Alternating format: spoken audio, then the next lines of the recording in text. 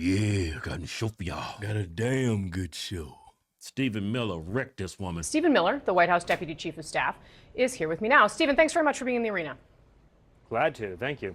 So you called the judge's order just earlier today, quote, patently unlawful, end quote, and said that it was an assault on democracy itself. Does that mean that the administration is ignoring this order, and might you ignore future court orders that meet the criteria you laid out? The President of the United States and his administration reserve all rights under the Constitution to conduct national security operations in defense of the United States. The Alien Enemies Act, which was passed into law by the founding generation of these countries, men like John Adams, was written explicitly to give the President the authority to repel an alien invasion of the United States. That is not something that a district court judge has any authority whatsoever to interfere with, to enjoin, to restrict, or to restrain any way. You can read the law yourself. There's not one clause in that law that makes it subject to judicial review, let alone district court review. So, Stephen, when you say that this... She's studying. Yeah. And the only reason why that judge is because he's playing politics. Yeah, he's woke. Yeah. He's not even being a judge. He's playing politics. He's been an activist. He was appointed by Obama. This is how our system works. It starts with these judges and then continues up. At what point does it become, in your view, legal for the justice system to be looking at this and making a judgment? And I fail to see how there's any other way but to start with where we're starting here before you get to eventually the Supreme Court. Well, so first of all, there's a term in law, justiciable. This is not justiciable. In other words, this is not subject to judicial remedy. When the president is exercising his Article II powers to defend the country against an invasion or to repel a foreign terrorist that is unlawfully in the country, he's exercising his core Article II powers as commander-in-chief. Is Venezuela invading the U.S.? This is a very important point. This is a Title 50 authority. It's a commander-in-chief authority. So just to ask you a simple question, you talk about how the system works. Does a district court judge have the right to direct or enjoin troop movements overseas? Yes or no? Well, Stephen, my question... You see the argument he's making? Yeah. Answer my question first, in other words, is Venezuela invading our country in a way that would apply this way? So I'll answer yours and you'll answer mine. Under the terms of the statute, Tren de Aragua is an alien enemy force that has come here as detailed at length in the proclamation at the direction of the Venezuelan government. The statute says that a president has the ability to repel an invasion or predatory incursion that is directed by a foreign state government. or a government, right? Are they a state or a government? This would be, yes, it is documented that TDA was sent by the Venezuelan government in the proclamation. And here's an even more important point. Under the Constitution, who makes that determination? A district court judge elected by no one, or the commander-in-chief of the Army and Navy? The president and the president alone makes a decision of what triggers that determination. She's not trying to hear anything She ain't listening. He's pretty much saying that judge has no jurisdiction on what Trump is doing right now. Right. He doesn't have the authority to stop anything. Yeah.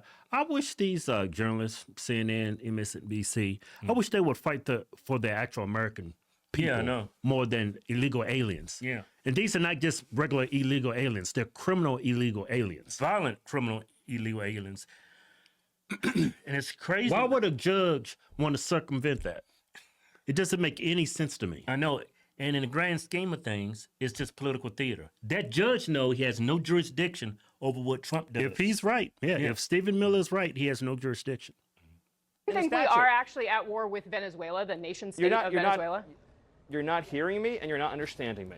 Oh, she's not trying to hear you. That's CNN you talking to. That's how you said someone straight. You're not hearing me and you're not listening to me. Yeah, because she has a narrative to push. Yeah. So he's going to restate the facts. She's not being objective. Yeah. She's just being biased. Mm-hmm. Read the statute. Alien Enemies Act, 1798. It says if a predatory incursion is perpetrated by a foreign government. So it lists three qualifying actions. It could be an act it does of war. say in the It very could be- beginning it can- there has to be a declared war against a nation or a state. That's what it says. No, wrong. Look up the statute. It's on my account on social That's media. actually where Everyone we can go found it see earlier. Yes, it says or a predatory incursion or an keyword, invasion. or. The statute delineates 3 criteria for triggering the Alien Enemies Act. One is an act of war, which, by the way, an invasion is an act of war, but put that aside. One is an invasion, which this is. One is a predatory incursion, which this is. So it actually meets all 3 statutory criteria. But with respect to this particular statute, the proclamation is utilizing the incursion and invasion language in the statute. So, but this is a big very picture, important Stephen. question because no, hold on. It's a very important question. You said the way our system works is the President of the United States commands the armed forces of the country, commands the foreign policy of the country, and that's subject to district court review. That is fundamentally untrue. I never said that, Stephen. I did not say. That has never been true. This You was not a implied it. military. Yeah. I mean, Yeah. A district. I think she explicitly said it. Yeah. At the very worst, she explicitly said it, but I think more likely she was No, implied. she explicitly said it at the Yeah. beginning. Said that why should he go around the judge, Oh, right, the you're right. judicial system? You're right, yeah. That's how the system works. That's what she said. Yeah. But this is not the typical issue that's going on right now. Yeah. Court judge can no more enjoin the expulsion of foreign terrorists to foreign soil that he can Nice. direct the movement of Air Force One, that he can direct the movement of an aircraft carrier, that he can direct Marco Rubio to Okay, engage do you in think the diplomacy Supreme in a Court country. has any or say not. over true. this or not? That's true. Like, does the Supreme Court of the United States have any say over the things that you were just outlining right here? I believe what the Supreme Court will say is what I just said, which is that the president's conduct here is not subject to Okay, judicial but you review. are because these acknowledging are that the plenary, they do in fact these have are a say here, Well, even though what you we think are- they may agree with you. What we are expecting is the Supreme Court to say what has always been the case, which is when the president is using his powers as commander-in-chief, those determinations are not subject to judicial review. In other words, the president's designation of Trinidad as a foreign terrorist organization and as an alien enemy are part of his inherent plenary authority. There is So no way. at what point in the there is system, no way. Stephen, how are you do the going to courts expel? gain Hold power? on. Stop talking How over are him. you going to expel illegal alien invaders from our country who are raping little girls, who are murdering little girls, if each and every deportation has to be adjudicated in a district court judge? That means you have no country. It means you have no sovereignty. It means you have no future. Why do these people have the rights that American citizens have? You're here illegally. Yeah, and you're a criminal. But we're giving them more rights than we even give them. Exactly. Nobody's treating us like this, Americans, when you go abroad and commit a crime or if you're in the country legally. Right. It's like you don't have a legal right to that. Just get out. Right. It is fundamentally incompatible to have a country and have individual expulsions adjudicated by a single district court judge. I'm just trying to figure It is out at what point in the impossible. system do you, because what does the Trump administration believe? Because we do have separation of powers in this country. I hear what you're saying. You're Yes, saying the separation of district powers. court does This not is the have judiciary authority. interfering Stephen, in let me finish. the executive functions. Let me That is the finish. separation Okay. of powers. That is the Did separation you of ignore powers. the judge's order here because you thought It doesn't you have could? jurisdiction. So the judge's order and the actions taken by the Departments of Defense, Justice, and Homeland Security are not in conflict. And the Department of Justice has been clear that they are not in conflict. But So I'm you making a think more that you did fundamental go point. along with the order that the judge put out? You do not think that the Trump administration As the- defied this order? As the Justice Department said, there is no conflict between the judge's order and the actions taken by the departments I just listed. But I'm making a deeper and more fundamental point. Yeah. The district so, court yeah, I mean, if you has don't have no to follow it, why ability. didn't you? The district court has no ability to in any way restrain the president's authorities under the Alien Enemies Act or his ability to conduct the foreign affairs of the United States. Let me paint a picture for you. President Trump and Secretary of State Marco Rubio had engaged in intensive diplomacy to obtain a bilateral security agreement with the nation of El Salvador. If a district court judge can again, enjoin that bilateral security agreement, Again, then we do not I have get a it. democracy. Stephen, you've made your argument. We do not have I got a it. foreign policy. We've heard you say this. I've- Did you ignore? Did the administration ignore the order from the district judge? It's a simple can't question. believe this woman. answered, and I've answered it. I've answered it because Already this answered the department question. has made a filing in the court. But let me make another point. the judge in this case put the lives of every single person on those aircraft at risk. Did he know how much fuel was in those planes? Did he know the flight conditions? Did he know the weather conditions? Did he know how many crew hours? Did he know the need for crew rest? Did he know any of that? No. This judge violated the law. He violated the Constitution. So do he you defied think that the system of government that we have in this country. Because that does seem And to by be the what way, you're arguing here. These same district court judges didn't do a damn thing to stop Joe Biden from flooding this nation with millions of illegal aliens. Do these district court judges didn't issue any injunctions to save the lives of Jocelyn Nungary or Laken Riley or this anyone else? lady is insufferable, man. What I'm saying is that what you said, there's a separation of powers. The judiciary exercises judgment and relief. I don't speak for the White House. You are here to speak I will do. You're here to. I like it when the guests are intelligent on what's going on, and they use the journalist's words against them. Well, she's not a journalist. She's a hack for CNN. But he's using her words against her. Twice. And she's about having the judges have the what's the word? Jurisdiction. The jurisdiction to look over it, which they don't, according to him. And in this act, only the president has the powers to do that. Right. And then in this instance. Right. And it's funny, man. She keeps asking the same questions. He's answered the question multiple times. It's like, I mean, I can't believe they actually aired this. This was live, I guess, on CNN. You can't. Yeah, but no, they upload this to YouTube. That's crazy. Speak for the White House. I just want you to answer through that it. one simple question. I am. Ready? Here we go. Under a proper reading of the Constitution, district court judges provide relief to individual plaintiffs seeking relief.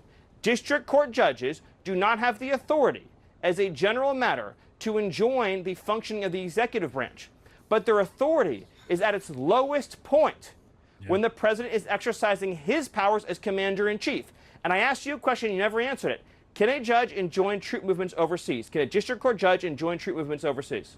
Stephen, yes or no? I am not going to get into the just say no, and then you'll know that I'm right. This is a just separate say no, question, and you'll know that I'm Stephen. right. Okay, we're not talking about not. other Because troops the overseas. president- Oh, I need to man. ask you about It's something not. else. This The is not a president issued conversation. a proclamation delineating in detail how the Venezuelan regime sent this gang, this terrorist organization, to our shores. And by the way, and I love being here, but all the outrage that we are seeing from the Democrat Party and from the corporate media, none of that outrage was expressed when little Jocelyn Nungary was tortured and beaten to death. None of that outrage was expressed when our nation was flooded by illegal aliens. I have just been simply trying to get a simple answer to a simple question. No outrage necessary about whether or not the White House is ahead of the But I am.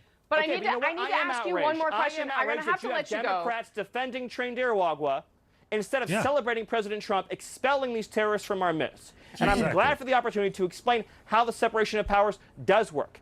If the president has to litigate every national security action with 700 district court judges, then we don't have a functioning democracy. Let me ask you one other question about the president's power today. It's on a slightly different topic, but we saw President Trump's comments about the use of the auto pen, the pardons that President Biden signed.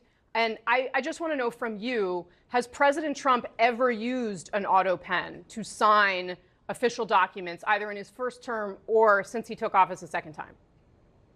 Well, I've seen President Trump hand sign every executive order my whole time, and every part. Have you ever seen him use an auto pen? For him. But more, what President is wrong Trump with you? signs every single critical government function document. But here's the more important point about that, even more important. The more important point is that President Trump personally directs every single federal government policy. Right, but has President he ever Trump signed anything personally with an auto directs, pen? You already answered it. to my knowledge, every single executive order, every single proclamation, every single major government action, every single thing that affects the lives, safety, and livelihoods of the American people that comes out of the executive office of the president, he has signed. But more importantly, he has directed, signed without he the has auto pen. briefed, he has been involved in. And this is the most important point. It's not just that Joe Biden used the auto pen. It's that he didn't know it. He was not briefed on it. He was not aware of it. He did not approve it. He was not mentally aware of what the government was doing. If we're talking about the legality of something signed with an auto pen or not, I'm just trying to figure out if there's anything President Trump signed. The key point is, but you're missing Stephen, it. I'm so sorry we're running out of time. This is appreciate how crazy. much time you Biden have spent didn't with know me, though. what was being signed in his name. All right. That's the key I understand. No, you don't understand, lady. Yeah. Democrats, none of y'all understand. That's a wicked woman by a wicked network. Wicked. He sat there and answered every question. And to the layman, like, I don't understand how the court system works. And the majority of America don't understand how the court system works. But he spelled it out. He explained it out beautifully. Yeah. How the hell is a district judge, we got over, 700 judges, how is they going to pass laws to prevent the president from doing his job? It's ridiculous. Or to just stick that, to put that 2 cents in before the president can do what he can do from the executive powers granted to him by the Constitution. Right. They have no jurisdiction over him. Yeah. And everything that they're doing is just political theater. Yeah, certain situations they have jurisdiction over what he does. Yeah, but not this. But not this. It's right there in the Constitution. Yeah.